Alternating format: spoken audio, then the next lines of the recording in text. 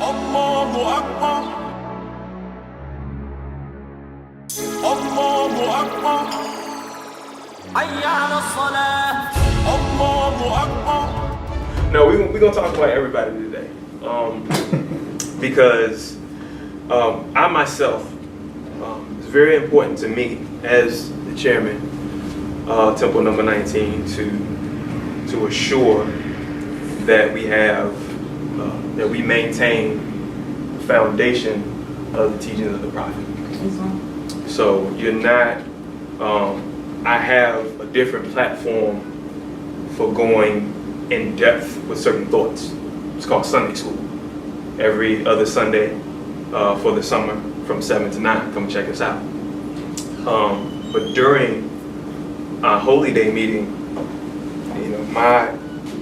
I have charged myself, my responsibility, with aligning you with Father God Allah by way of our Prophet Noble Ali. Aligning yourself with Allah is that initial step in knowing thyself, and that process of raising ourselves up from being Negro, black, and colored, from the yoke of European psychology. Those are the first steps. Brothers, before you that came in, we had one speaker come up and talk about Temple number 19 going to Southwest Atlanta? South Atlanta High School, and speaking to the children. That's part of the work. Could you imagine if you had just was introduced to the Prophet around 9th grade? Exactly. So that's our responsibility. That is our job. The Moorish Science Temple of America is a very simple institution. The way it's perceived, it makes it seem convoluted. It makes it seem complex. But as our Prophet said in the Moorish literature, Islam is a very simple faith. And if Islam is a very simple faith, then the way that we go about this Moorish Divine and National Movement is very simple itself as well. So again, I want to get you to understand the principles of this Moorish Divine and National Movement. That is my charge. And then we can go to that next step.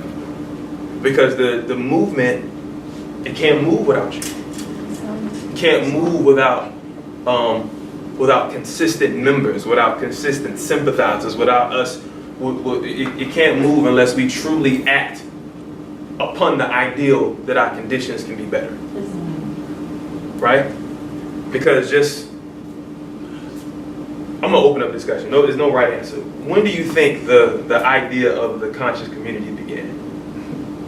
I'm going to open the floor real quick. When did the idea of the conscious community begin? When do you think? What's your opinion? When the first slave said, First slave said, Now, when you say conscious community, you mean amongst the... I want you to think whatever you want to think, brother. Okay. What do you think? Once we started waking up and saying we need to figure this thing out for ourselves. Okay. All right. So you said two things. When the slave said, give us free. And then the next one was, when we said we need to make it better. Okay.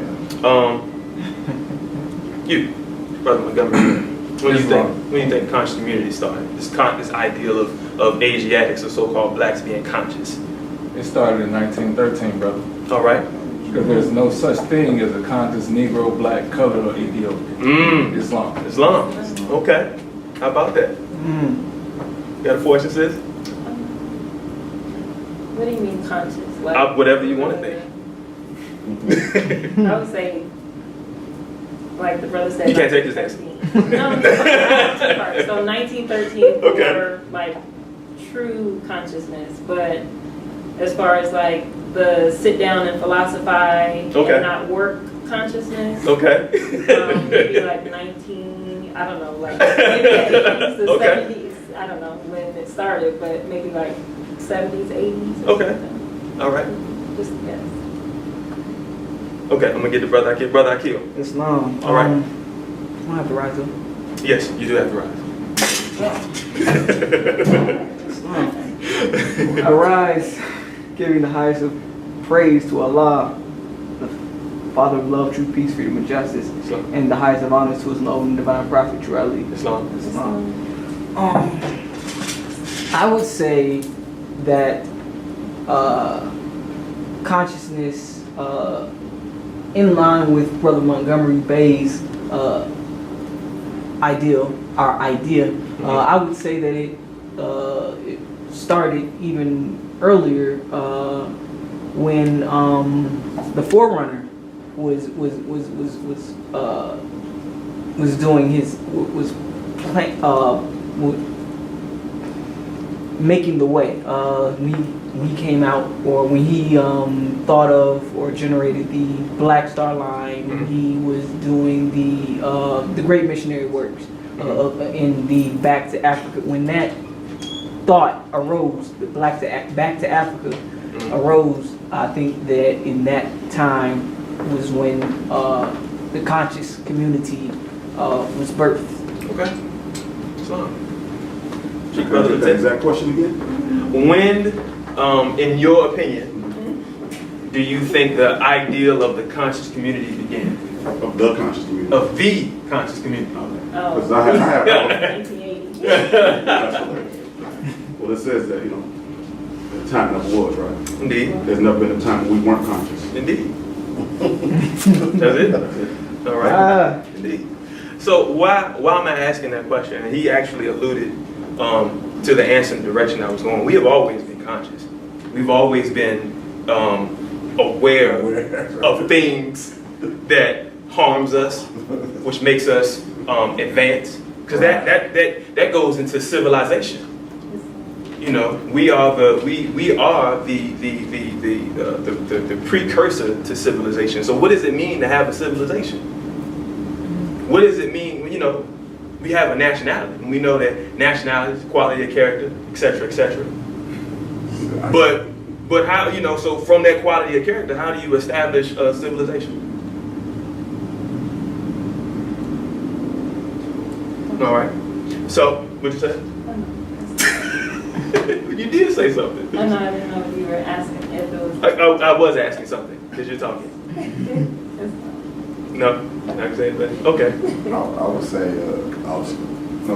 have things in order, working properly. Okay. Not just socially, but even when you dump your trash in. Exactly. Trash, everything has to be updated and running properly to be a civilization. As far as proper burial, disease control, it's deeper than just, you know what I'm saying? It's deeper than what? Because where you were going with that, it's deeper than what? Just having us socially, prepared for who we are and what we are about and what we are gonna do and not gonna do. Absolutely. I like how he's thinking. I know these. It may seem like I'm asking random questions, but these are notions that we should be considering. Moorish Science Temple of America is an institution. And that institution cultivates Moorish Americans. It cultivates the nationality being Moorish American. All right? It's supposed to insist in establishing our civilization. In nationality, we have a civilization, right? But we can't determine what that civilization is and the direction that it's going unless we all have a singular concept.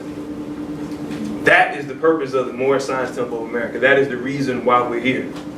This is the reason why we have Holy Day meetings every Friday. This is the reason why we have Sunday school every Sunday. Because we are supposed to eventually think the same. All right? Know thyself and thy Father God Allah. That's the first thing I want y'all to remember today. Know thyself and thy Father God Allah. Say it. Know thyself and thy Father God Allah. Y'all don't sound like y'all believe yourself. Say it again. Know thyself and thy Father God Allah. Know thyself and thy Father God. I'm actually going to turn to that chapter. All right? Know thyself. That is chapter 36 in our Moorish Holy Quran.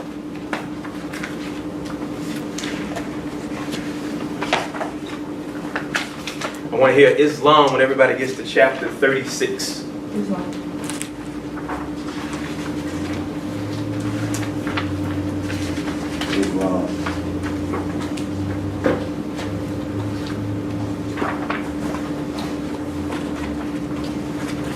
You got the older version, brother, would be great. I'm about to give him one of the newer joints.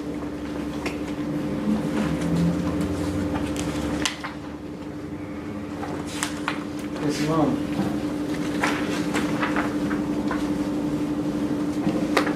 Islam. All right. Know thyself and thy Father God Allah. Prophet says you are not Negroes, colored folk, black people, or Ethiopians. So we got to find out if we're not Negroes, if we're not Negro, black, colors, or Ethiopians, we're Moorish Americans. What's the first part? First part is knowing that you are a spirit and part of Allah. Knowing thyself. All right. So it reads, chapter 36, holy instruction from the prophet, know thyself. Verse 1, weak and ignorant as thou art, O man, humble as thou oughtest to be. So we should strive to be humble. Not weak, not a pushover, but to be humble. Because we know that to be humble is to accept to be humble is to raise our thoughts.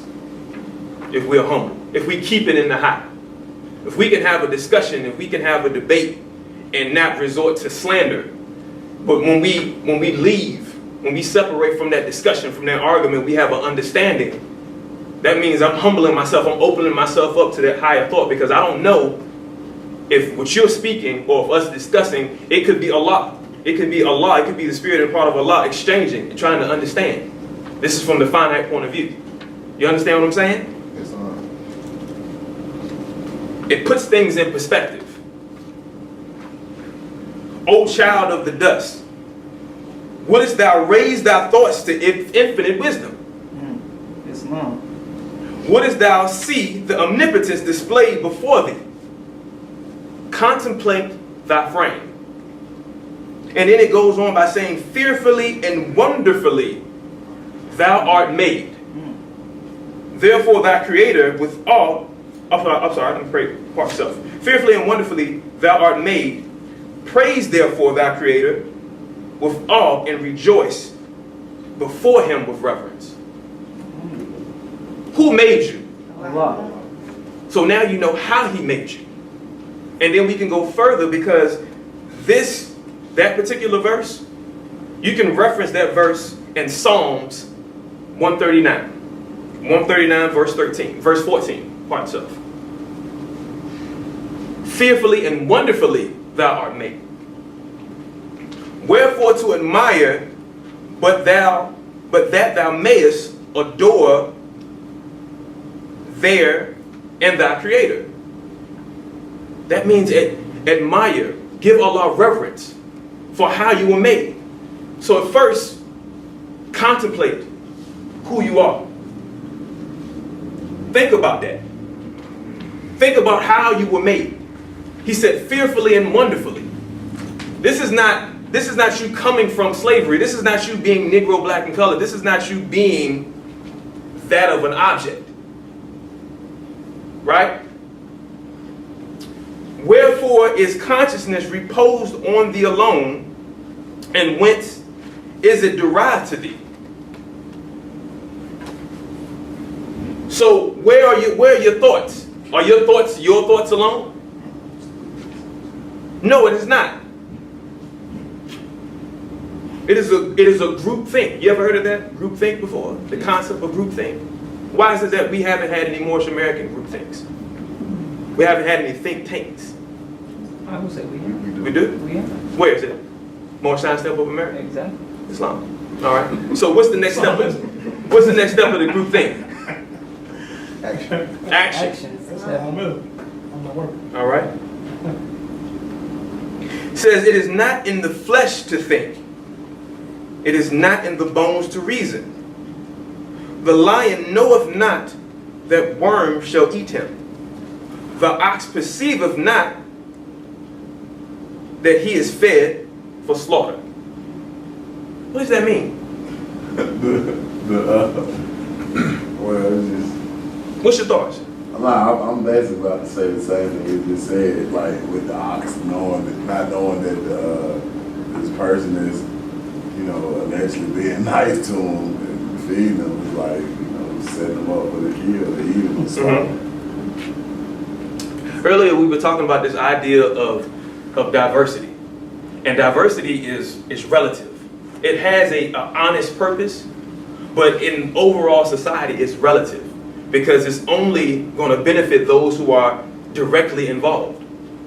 So we as Moorish Americans, just like the brother says, we have a think tank, we have a vessel to where we can impose our goals.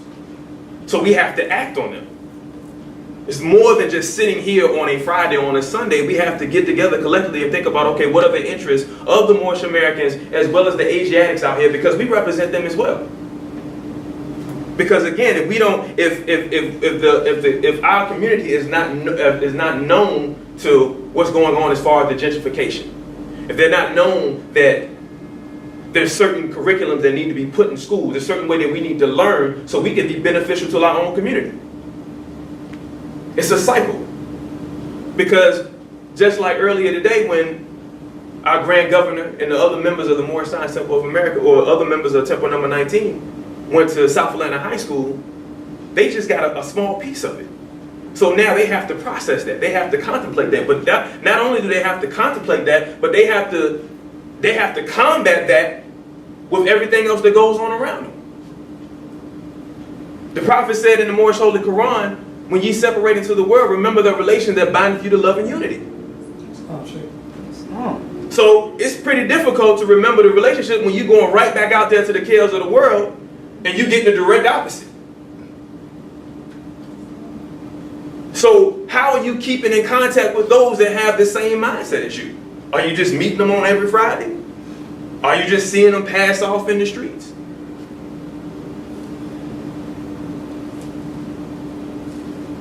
Verse 6 goes on by saying, something is added to thee, unlike to what thou seest. Something informs the clay, higher than all is the object of thy senses. Behold, what is it? Yes, sir. Islam. It says it's not in the flesh to think, it is not in the bones to reason, which means that the body all on its own is not an animated being. Absolutely. Something's been added to it to give it animation or to make it have movement. Mm-hmm. It does not move on its own. That's right. The arm does not raise itself and slap someone on its own. It does not raise itself and scratch your head on its own. That's right. It comes from the soul. The soul is controlling the flesh. That's right. So that which has been added to it is that which you cannot see, which is a man's thinking, his wisdom, his will, his understanding, all the rest of that. So that's what's been added to it, unlike what thou seest. Exactly. It's the soul. And from that, I would even go as far to say it's the spirit of part of Allah that ignites that soul. Islam.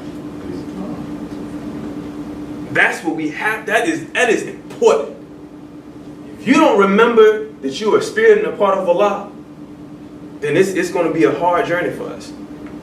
You got to remember that. We got to remember that that's something that's added to us is coming from on high. That is that divinity. That is that Islamism. That is that being in harmony with that of Allah's creation. But you got to first notice you're a part of that creation. The part of Allah's creation.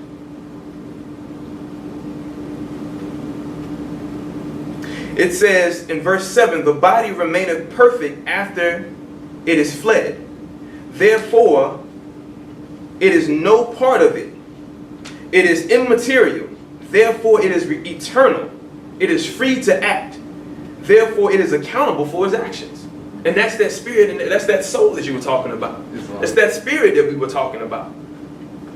Man is not the body or the soul, he is the spirit and a part of Allah. That goes back to verse 1.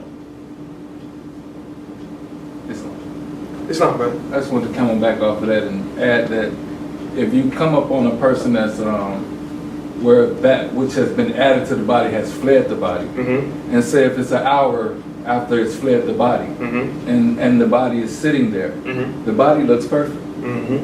The body looks perfect after it flees, at least a couple of hours after it flees. You have to do a certain determination to find out that it's not in there anymore. Absolutely. And I want to give on the opposite spectrum of that, where it goes earlier in the chapter when it talks about that empty car Christian that has no altar fire. So we don't want to be that of those. That is the current state of the Negro. Because it doesn't have that altar fire, it doesn't have that flair to want to do better. Because it doesn't,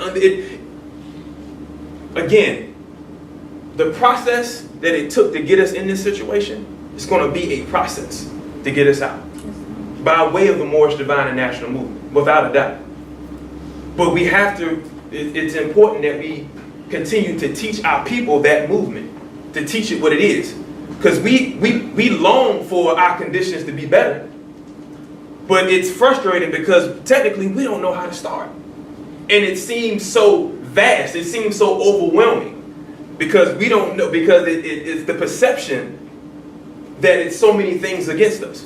Because when we start talking about this unity thing, when we start talking about building our own schools, when we talking about having businesses in the community, when we start talking about having better homes, and so on and so forth, you start getting about the we can't, or I don't know, and so on and so forth. That's that doubt.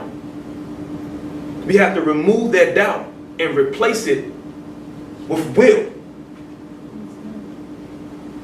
All right? Y'all understand what I'm saying? Know thyself and thy Father God Allah.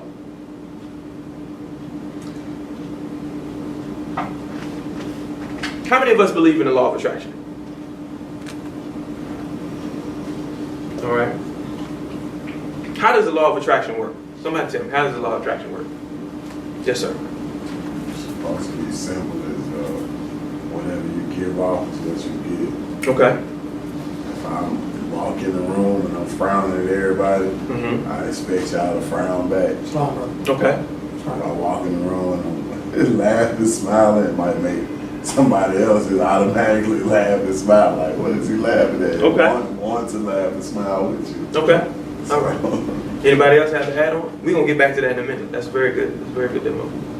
Yes, sir. So I was going to say that law of attraction also deals with polarity. Yes, sir. All right.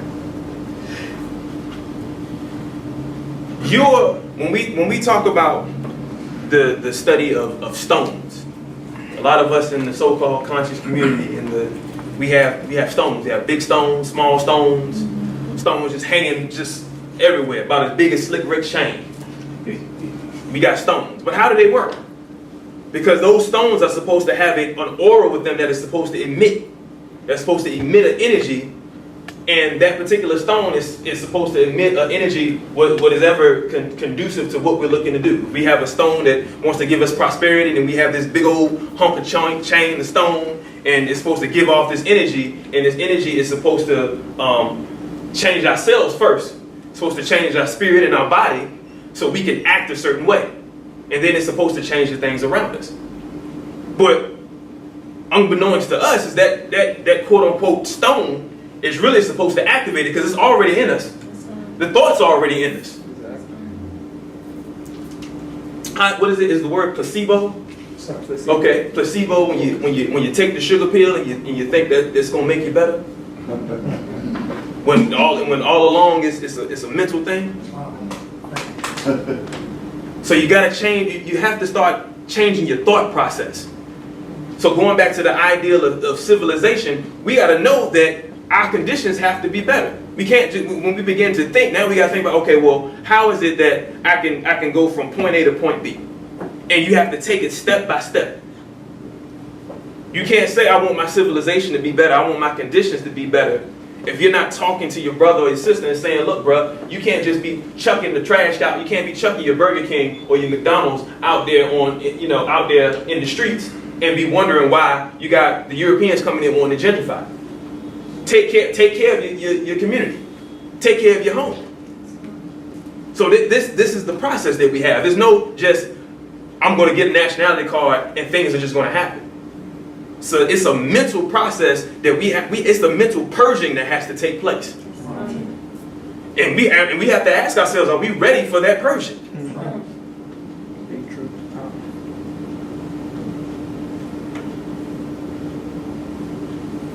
We're on verse 8. Knoweth the ass the use of food, because his teeth mow down the herbage? Or standeth the crocodile erect, although his backbone is as straight as thine? So to keep it simple, in these particular, those 3 verses that we just, or 4 verses that we talked about, we're talking about these animals, if you will, acting upon impulse, doing what is in their inherent mind to do. It's a cycle. And what's interesting is that when we think about it in a larger concept, they're more in order with the will of Allah than we are. Because they understand. For one, I'm not going to say that. They understand the cycle. And they are in tune with the cycle so much that a lot of this stuff is on impulse. So when the donkey eats the herbage, it eats it because it's hungry. But he doesn't know that it has the nutrients and stuff like that. He just knows that's what he's programmed to eat. When we see that the crocodile is erect, he's ready to strike. And that's for those who don't know. If you see a crocodile standing up on his tail, run.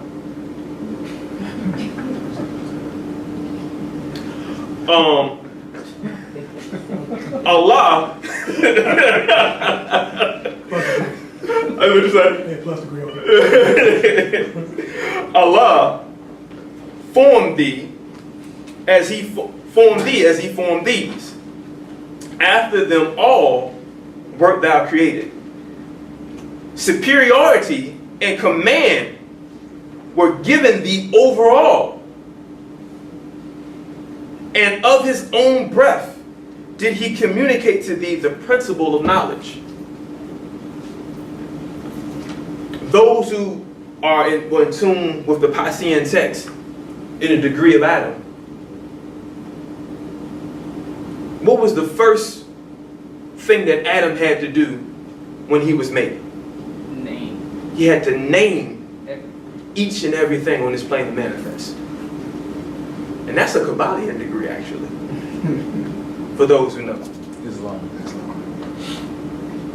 He said, and what's interesting, and I can impart this, is that when Adam didn't name the dog. He named him Caleb, or Caleb, because he was loyal. All right? When we name ourselves, we're given attributes.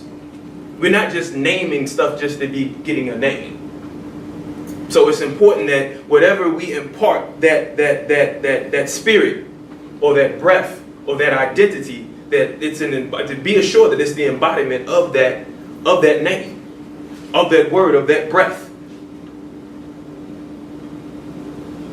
If we are in charge of this plane of manifest, are we treating it as us? Are we taking care of it? Charity starts at home. Are we taking care of each other?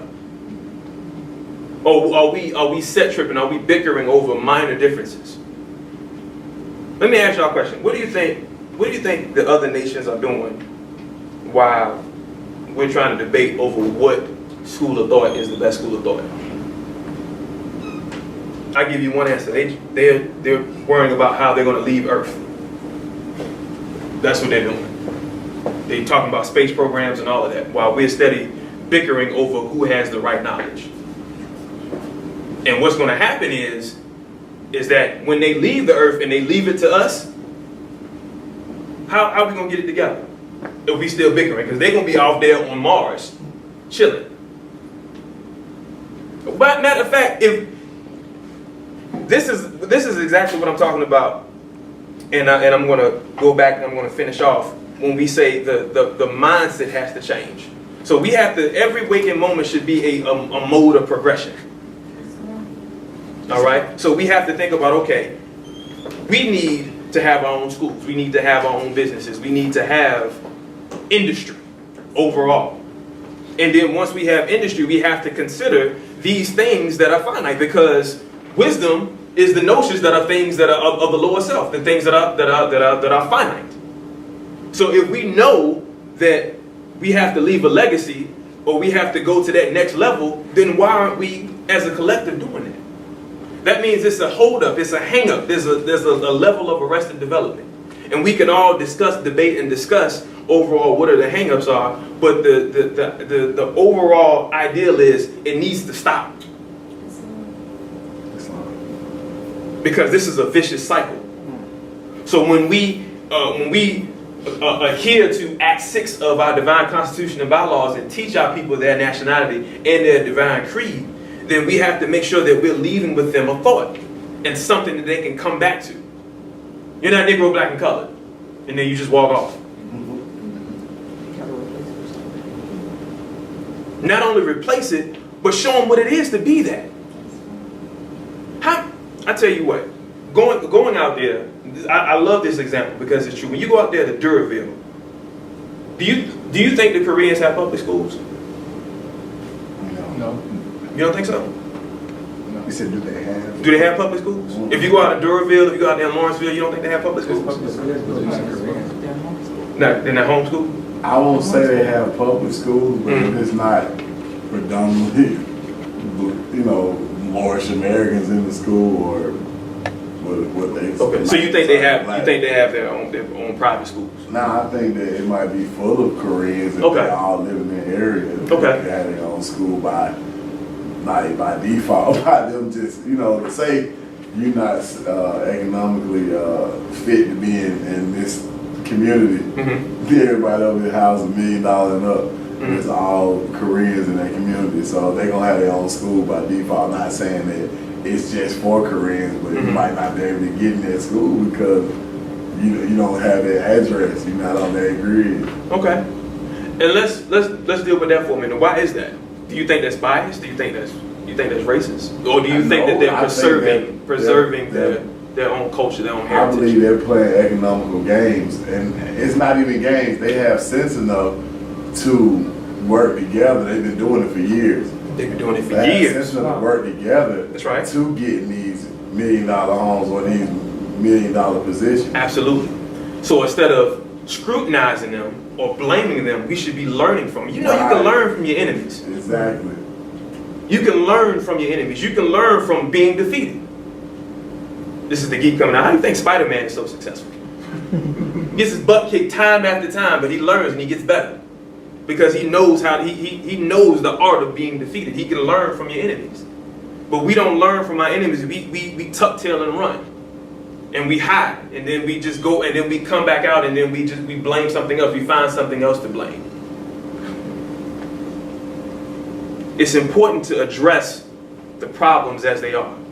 And we have a Negro problem. And the Negro problem cannot be solved. It can only be solved by this Moorish Divine and National Movement, by way of the Moorish Science Temple of America. It cannot be solved any other way. We cannot replace it with anything else. We can't replace it with other forms of identity. We can't replace it with trying to diversify. You know what, I'm not. The Negro problem has to be solved. There's no bouncing around it. But at first we have to know that we're not Negroes. The first thing we have to do is know thyself. And knowing thyself is not just saying, oh, well, I'm a Moor. It's being what you know. Going back to reflection. You saying you can't, if I'm talking, if you having a vibe with somebody, that vibe is going to set the pace in the atmosphere. If we come in, if we all happy, the sister came in and said she was tired. She said, I'm tired. I said, no problem, sis, we're gonna talk about you today. She jumped right back up. She was attentive. Because her thought process changed, because she was like, okay, the spotlight's on me now. I can't be tired anymore. I love you, sis. Oh, you're gonna get it later. Trust me. The point is that if we establish an environment where we're supporting each other, then that's going to cultivate success. That's going to build success amongst others. Because we just can't say, oh, well, you know, if everybody's struggling, we just gonna struggle. We just gonna struggle individually. But let's put our resources together and come up with something. We have to be realistic about this thing. We cannot do this alone. We cannot do this alone. It's going to be impossible. Islam? Islam. I'm closing out. Allah formed thee as he formed. Okay, I already read this. Not 10. Know thyself in the pride of his creation. The line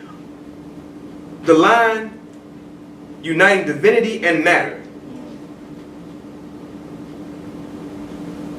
Behold, a part of Allah himself within thee. Remember thine own dignity, nor dare descend to evil or meanness. Let me go back. Know thyself in the pride of his creation.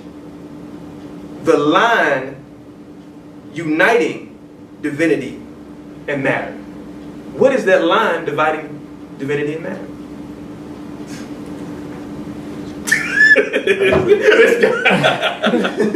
What is the line?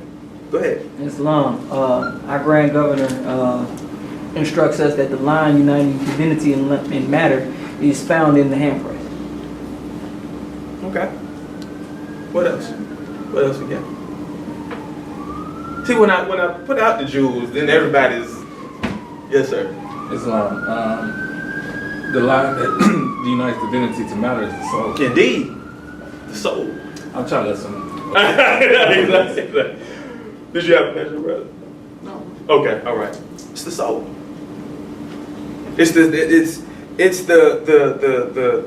the soul of man. Yes, sir.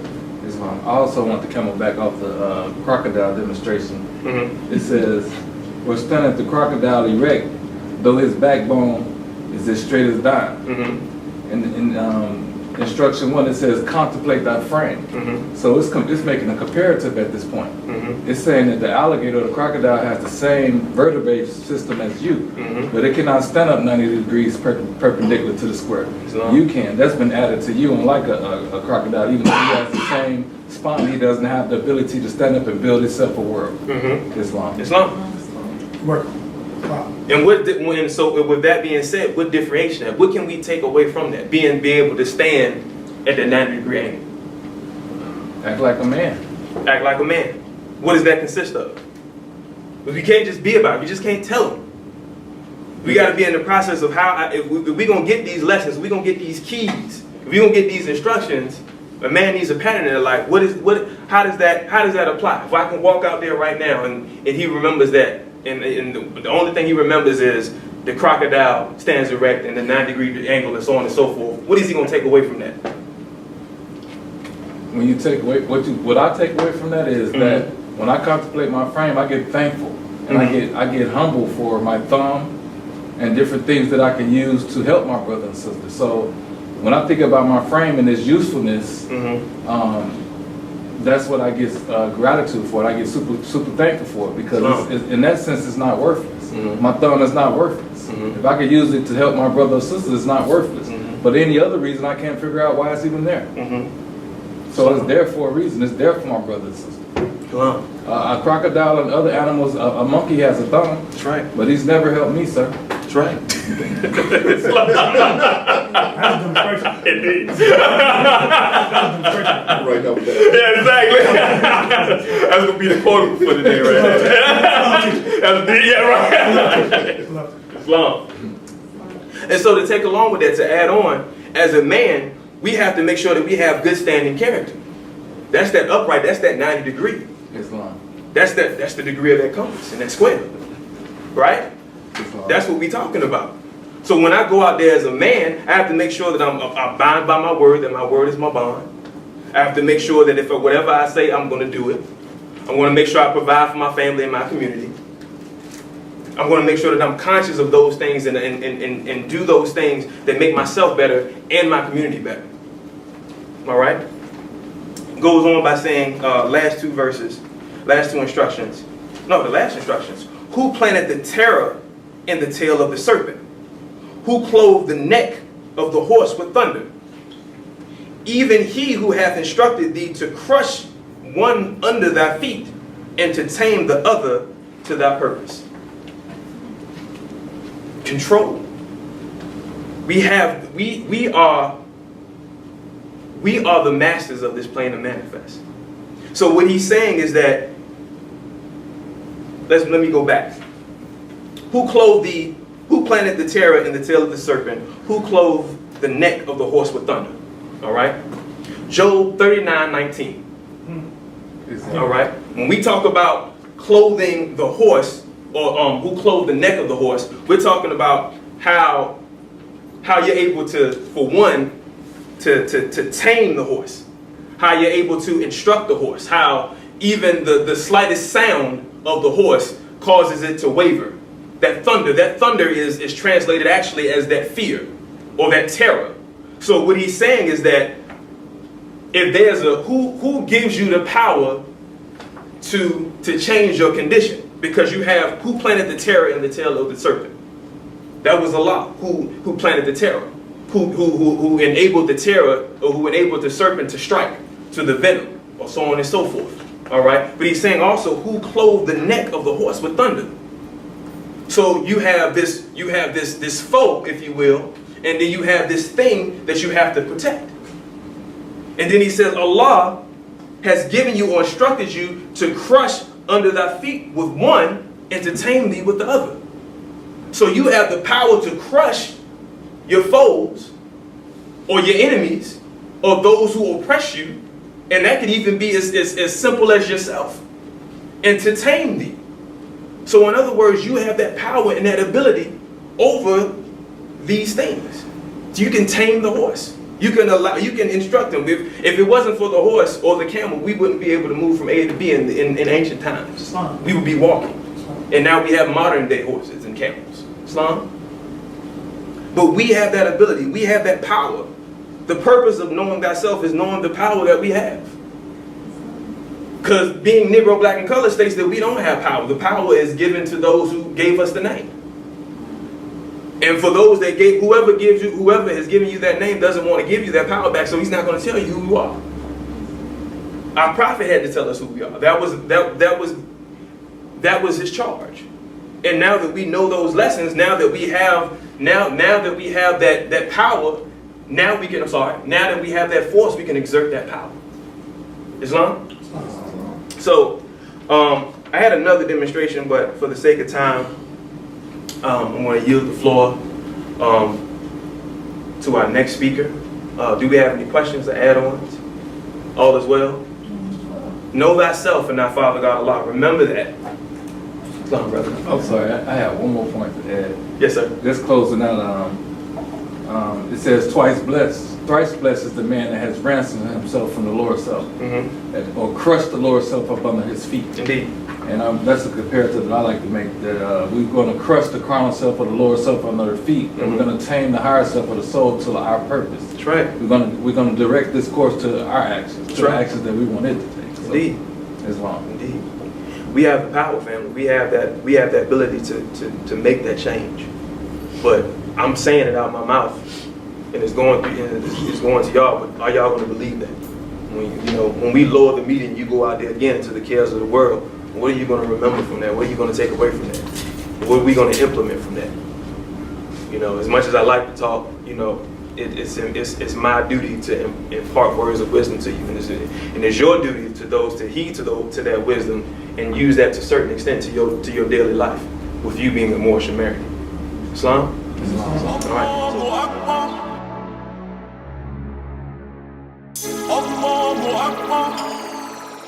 حي على الصلاة الله أكبر